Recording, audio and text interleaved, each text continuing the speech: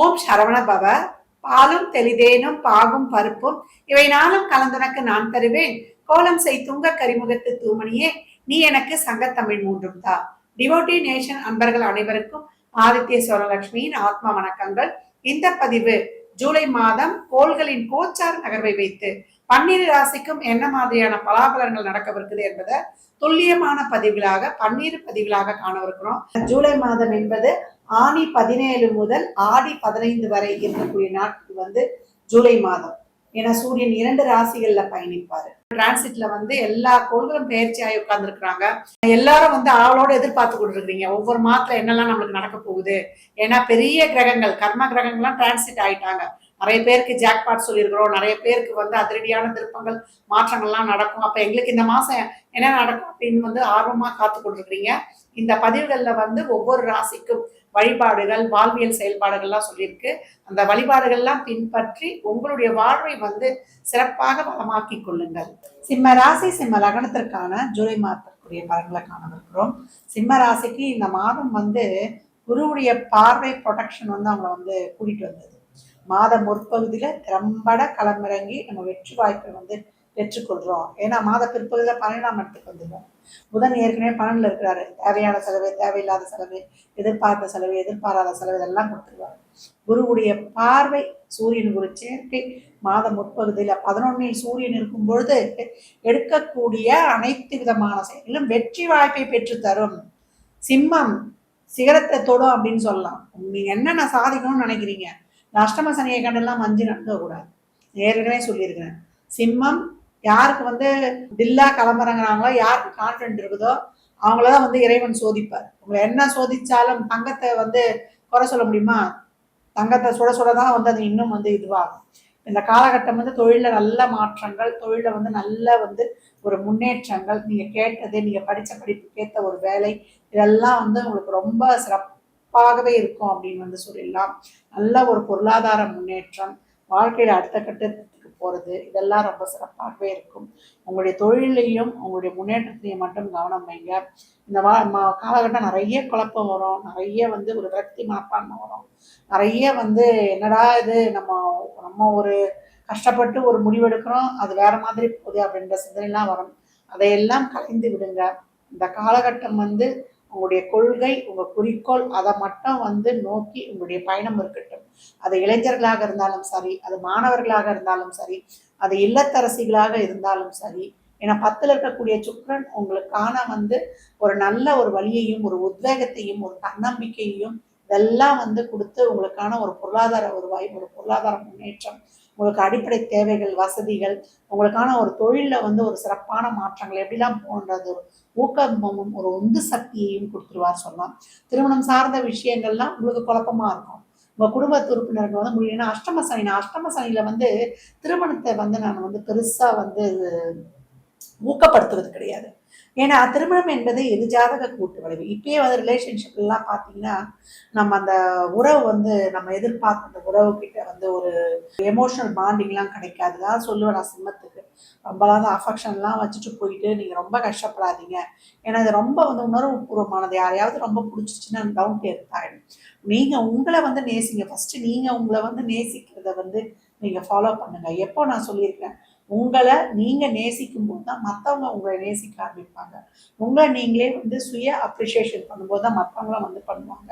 இந்த காலகட்டம் சிம்மராசி இருக்கக்கூடிய பெண்கள் தான் அந்த குடும்பத்தை எடுத்துட்டு போவாங்க. அவங்க எவ்வளோ பெரிய கோடீஸ்வரனை காட்டினா கூட இந்த காலகட்டம் குழந்தைகளாக இருந்தாலும் சரி, சிம்மராசியில் இருக்கக்கூடிய குழந்தைகளை நம்ம ரொம்ப அன்பால அவங்க அப்படியே அரவணைத்து எடுத்துக்கொள்ளணும். சிம்மம் இப்போ எதுக்கு இயங்குது அப்படின்னு சொன்னா ஒரு அரவணைப்புக்கு தான் அது இயங்குது. அந்த மாதிரி வீட்டில் இருக்கிறவங்க அந்த சிம்மராசியில் யாருன்னா இருந்தாங்கன்னா, குழந்தைகள்லாம் இருந்தால் அவங்க கிட்ட கோபத்தை மட்டும் காட்டாதீங்க. அவங்கள அரவணைத்து செல்லும் பொழுது அவங்க ரொம்ப சாதிக்கக்கூடியவர்கள்.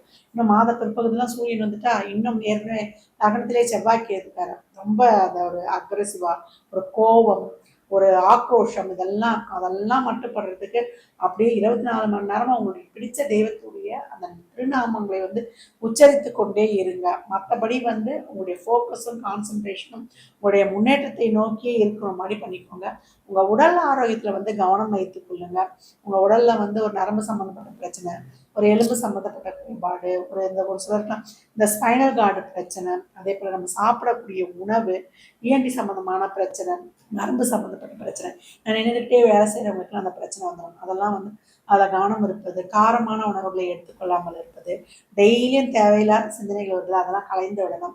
இந்த காலகட்டம் வண்டி வாகனங்களில் ஒரு கூர்மையான ஆயுதங்களை ஹேண்டில் பண்ணும்போது, உஷ்ணம் சம்மந்தப்பட்ட வீட்லேயே வந்து ஒரு டீ வைக்கிறோம், ஒரு காஃபி வைக்கிறோம், பெண்கள் அடுப்படையில் வேலை பார்க்கும்போது ரொம்ப கவனமாக இருக்கணும். ஈரக்கையோட போய் சுவிட்ச் எல்லாம் போடுறதெல்லாம் வைத்துக் கொள்ளக்கூடாது. எதிர்ப்பாளரும் கவனமாக இருக்கணும். சின்ன பிள்ளைங்களா இருந்தால் கூட வெளில அனுப்பக்கூடாதுன்னு நான் சொல்லியிருக்கிறேன். 4, 8, 12 தசாபுதிகளே நடக்குது.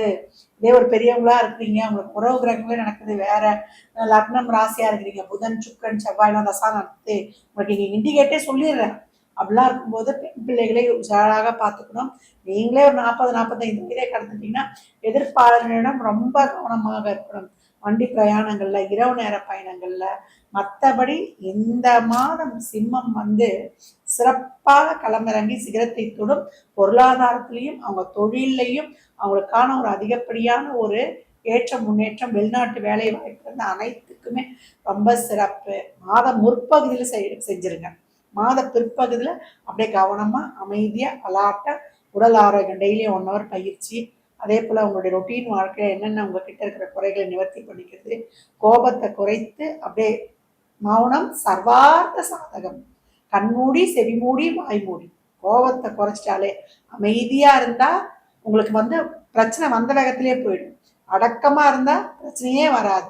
தான தர்மங்கள் நிறைய பண்ணும்போது எப்பேற்பட்ட இக்கட்டான சூழ்நிலையும் உங்களுக்கு பாசிட்டிவாக ஆக்டிவேட் பண்ணி கொடுத்துரும். இந்த காலகட்டம் சிம்மத்தில் நான் ஏற்கனவே சொல்லியிருக்கிறேன், ஜூலை 28 வரைக்கும் நம்மளுக்கு சனி செவ்வாய் ராகு கேது, இந்த செவ்வாய் இருப்பார், அப்புறம் இந்த பக்கம் வந்துடுவார். செப்டம்பர் 13 வரைக்குமே கொஞ்சம் வெளி இடங்கள்ல உறவுகளில் ஒரு அலர்ட் எப்பவுமே இருக்கணும். அது பெண்களுக்கு இன்னும் கூடுதலாக இருக்கணும்.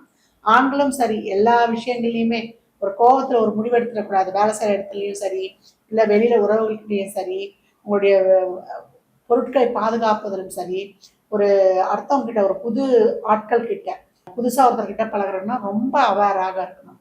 இந்த மாதம் சிவ வழிபாடு வைத்துக் கொள்ளுங்கள். எவ்வளோக்கு எவ்வளோ சிவ வழிபாடு செய்கிறீங்களோ உங்களுக்கு சிறப்பான பலன்கள் தரும். சிவபுராணம் பிரதோஷ காலங்களில் நீங்கள் பால் அபிஷேகத்துக்கு வாங்கி கொடுத்து இளநீர் வாங்கி கொடுப்பது உங்களுக்கு ரொம்ப சிறப்பான முன்னேற்றத்தை வாழ்க்கையில் தரும்.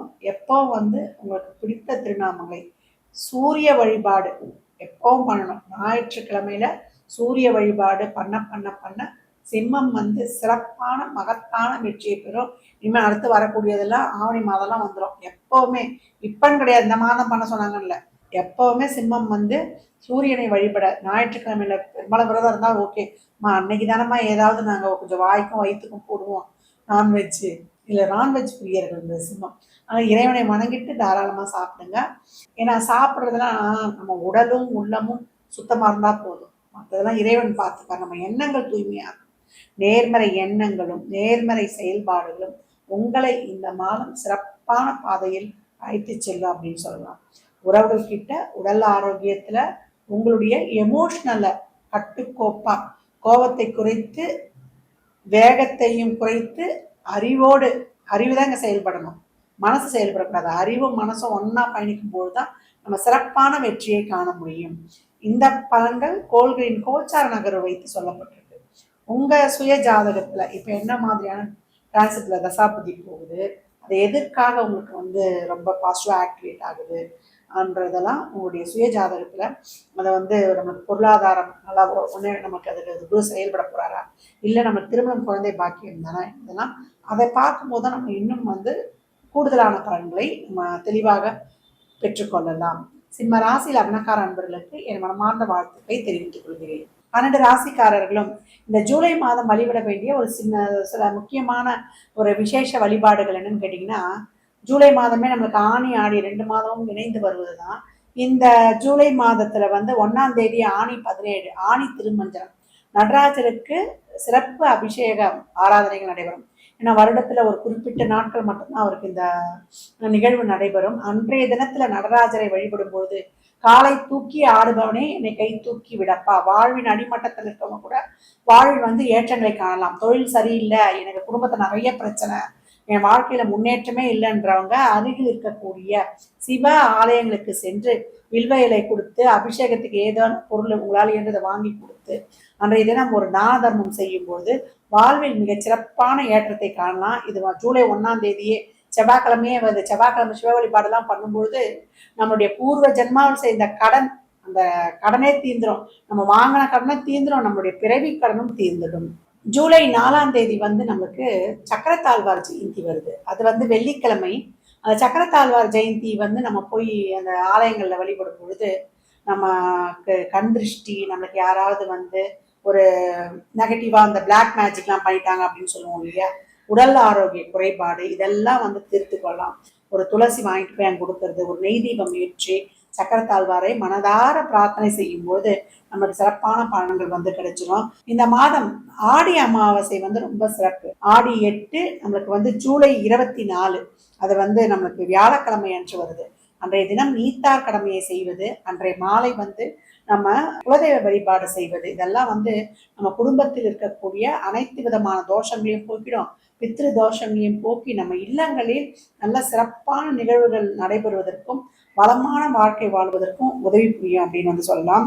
அடுத்து வரக்கூடியது ஆடிப்பூரம். அது ஆடி 12 28/7/2025 அன்று வருது. அன்று நம்ம அம்பாளை வழிபடும் பொழுது நமக்கு நல்ல திருமண வாழ்க்கை, நல்ல குழந்தை பாக்கியம், இதெல்லாம் கிடைக்கிறதுக்கு உதவி புரியும். அவரவரால் இயன்ற வழிபாடுகளை செய்யுங்க. 27/7/2025 ஞாயிற்றுக்கிழமை ஆடி 11 அன்றைய தினம் ஸ்வர்ண கௌரி விரதம். இன்றைய நாள்ல அம்பாளை வழிபடும் பொழுது பெண்களுக்கு ஒரு தீர்க்க சுமங்கலியா வாழக்கூடிய பாக்கியமும், அதை தாண்டி நம்மளுக்கு தங்கம் சேரவே இல்லை, தங்கம் அடமானத்துக்கு போயிடுது அப்படின்றவங்களுக்குலாம் தங்கம் நிறைய சேருமா. அன்றைய தினம் 11/12 குரு ஓரையில் வழிபடும் பொழுது ஒரு காசு கூட எடுத்து வச்சிருங்க, தங்கம் வாங்கணும் அப்படின்னு சொல்லிட்டு. அந்த இயன்றால் சுமங்கலிகளுக்கு தாம்பூலம் கொடுங்க. உங்க வாழ்க்கையில் மிகச் சிறப்பான ஏற்றங்களும் மாற்றங்களும் காணப்படும். ஆடி 13/29/2025 செவ்வாய்க்கிழமை அன்று நாகப்பஞ்சமி, கருட பஞ்சமி வருது. அன்றைய தினம் நீங்க புற்று வழிபாடு செய்வது, கருடாழ்வாரை செய்யும் பொழுது நாகதோஷம் சொல்றோம் இல்லையா, லக்னத்துல ராகு கேது, இந்த நாகதோஷம் சொல்லிதான் திருமணமே நிக்குது, தொழில் அமையல, நம்மளுக்கு உடல் ஆரோக்கியம் கெடுதுன்னு சொல்லிட்டு எல்லாத்துக்குமே நாகதோஷத்தை நம்ம இண்டிகேட் பண்றோம். அந்த நாகதோஷம் முற்றிலுமாக நீங்கும் அந்த மாதிரி இந்த புற்று வழிபாடு செய்யும் பொழுதும், கருடாழ்வாரை வழிபடும் பொழுதும். அதை தாண்டி இந்த ஆணி மாதத்தில் வரக்கூடிய 10/7/2025 வியாழன் அன்று குரு பூர்ணிமா. அந்த குரு பூர்ணிமாவுக்கு என்ன ஒரு விசேஷம் கேட்டீங்கன்னா, நம்மளுடைய குருமார்களை அன்றைய தினங்களில் வணங்கி அவங்க ஆசைகள் வாங்கி கொள்வது. அது வியாழக்கிழமையே வரதுனால இன்னொரு விசேஷம் மேல இருக்குது. நம்மளுடைய டீச்சர்ஸ் இவங்க எல்லாமே நம்ம குரு தானே. நம்ம வாழ்க்கையில் அடுத்த மட்டத்துக்கு போறதுக்கு இவர் தான் உதவியா இருந்தாரு அப்படின்னு சொன்னோம்னா அது எவ்வளவு பெரிய விஷயம். குருனாலே அவங்க தான். அவங்க நம்ம ஏற்கனவே நம்ம சொல்லிடுற சித்தர் ஜீவசமாதி வழிபாடு செய்யுங்க, குருமார்கள் வழிபாடு செய்யுங்கன்னு சொல்லணும் இல்லையா.